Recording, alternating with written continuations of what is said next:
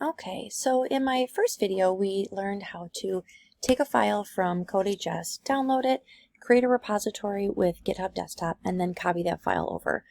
However, the problem with that file I downloaded from Code.js is it was a TXT file, and we know that in order for the file to work as it should in React Native, it needs to be a .js file. So the first thing that I did after I switched videos was I went and I renamed that file as a .js.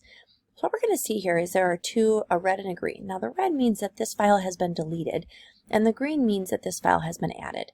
And so if we take a look at this, it's essentially saying that I want to add all of this, and I want to delete all of this. And it's basically telling me that's what I'm doing. So I'm just going to say that I renamed file from .txt to .js, and I'm going to commit that. And I'm going to go ahead and I'm going to push this up. Now again, when I do a push, this is going to push this code up to the server or up to the GitHub. And if I go to history, I can see all of the different things that I've done.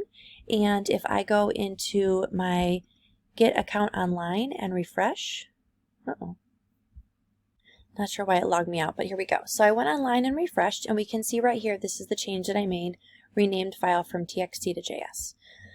Okay, so a couple things that I want you to see. I want you to see how, now that I've got this synced up within here, I can edit my code anywhere that I want. Now, I don't know about you, but I don't want to edit my code in here. Actually, you can't. You can't use this as a code editor. This is just a place to view those changes. So my preferred editor right now for React Native is Visual Studio Code.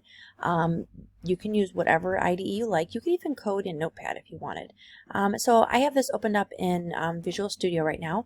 And let's just say I wanted to change this class. And I was like, you know what? I am going to make this a kickbox class instead. And description, I don't know.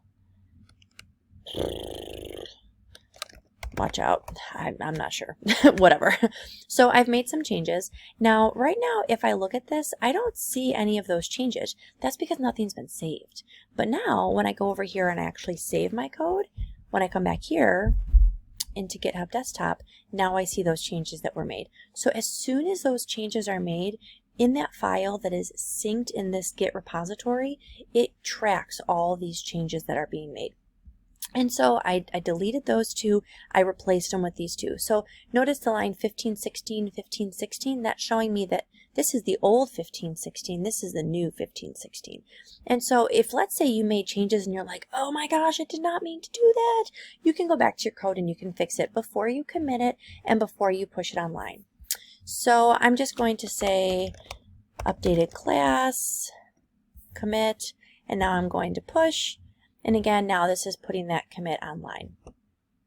Now I want to show you how to do the reverse. So let's say I wanted to pull that code from, go online and make some changes. So when I'm online, and I can see here if I refresh, hopefully, yeah, I didn't get a 504 error this time, I can see my changes that were made. And if I click on this file, I'm actually going to see all the code. Now again, I don't know about you, but I don't plan to do my editing in here, but let's just say I did. I could click on my little pencil so that I could edit. And let's just say I were to do some editing, and let's say I said that this class was actually going to be 80 minutes long, and let's say it was going to be starting at 3:15 instead. Okay, and so now that I'm done making my changes, I want to go ahead and I want to commit those changes. So I'm just going to say updated last class to be 80 minutes long, start at 3:15. Okay. Oh, well then, apparently that's too long. Okay, so you know what, I'll put this down here. Gotta love when they give you a pro tip, right? So, okay, so now it says commit directly to the main branch or to create a new branch. I will talk about branches in the next video. Right now, I just want to talk about staying within that main branch. So if I commit these changes, now this has been committed. If I look at my files, I can see here that I updated the last class.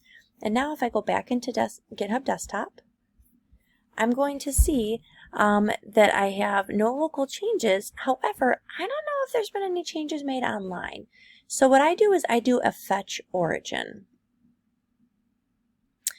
And when I do that fetch, that is telling me that there is something to pull down. So you push things up, you pull things down. I mean, they use pretty good words, right? And so it's telling me that there was a commit from the main branch online on GitHub that does not exist on your local machine. Do you want to pull that commit down? Do you want to get those changes and pull them onto your machine? Yeah, I sure do. So I'm going to pull that code down. And then now that I've pulled that code down, I can go in here and I can see that my code has been changed to reflect what I just did online. That class now starts at 3:15. It is now 80 minutes long. Okay, so let's talk about positives to this. If you're working at home and you're doing a bunch of work, you can commit your code, push it online. Then let's say the next day you're working at school. Okay, so as I was saying before, my kids started interrupting me and I had to pause the video.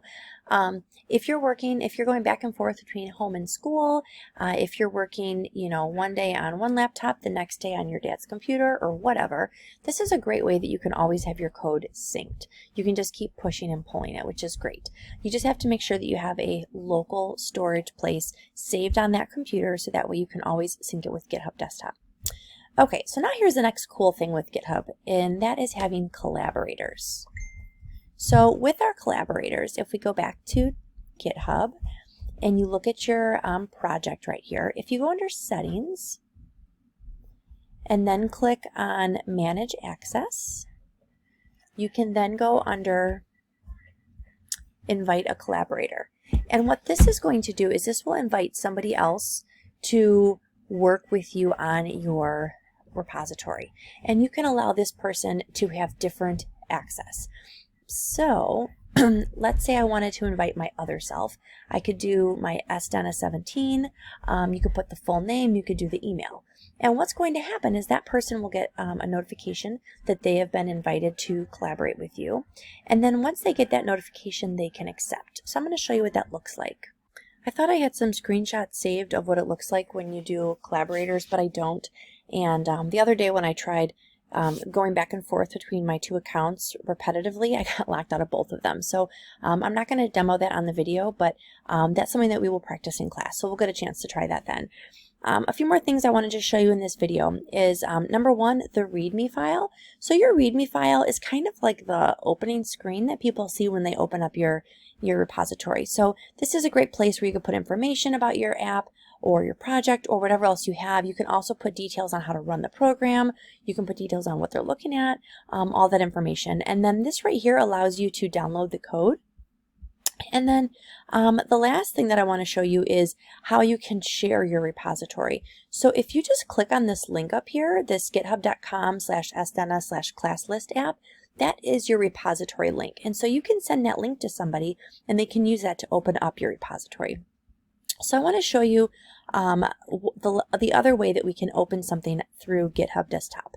So we already talked about how you could create your own repository. So let's say you wanted to, I have all this code on my GitHub up here from last year, and let's say I wanted to open something up and use it within our class this year. Let's say I wanted to open up, I don't know, this event database code base. Okay, so let's say I wanted to open that up. What I could do is I could go into my GitHub Desktop, and then I'm going to go under File, Clone Repository.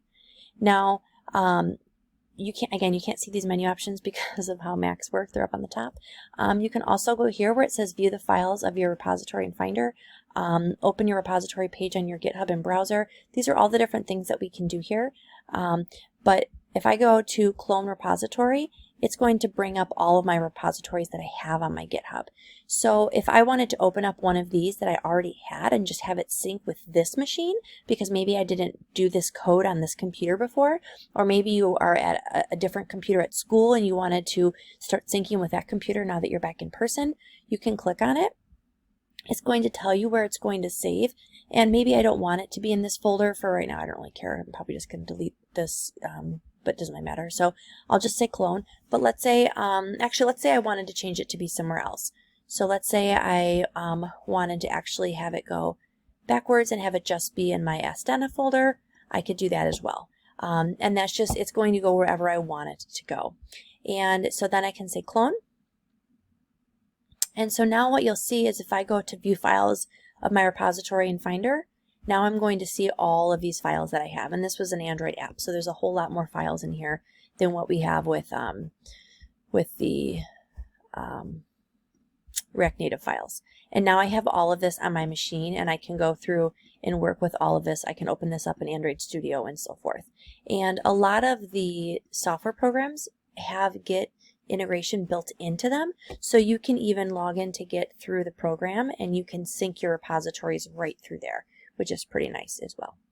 Okay, so hopefully after watching these two videos, you feel comfortable with how to take files on your computer and push them into a repository and sync it online, how to make changes and then commit and push them online, how to pull changes from online down to your local machine, and also how to clone an existing repository and open that up.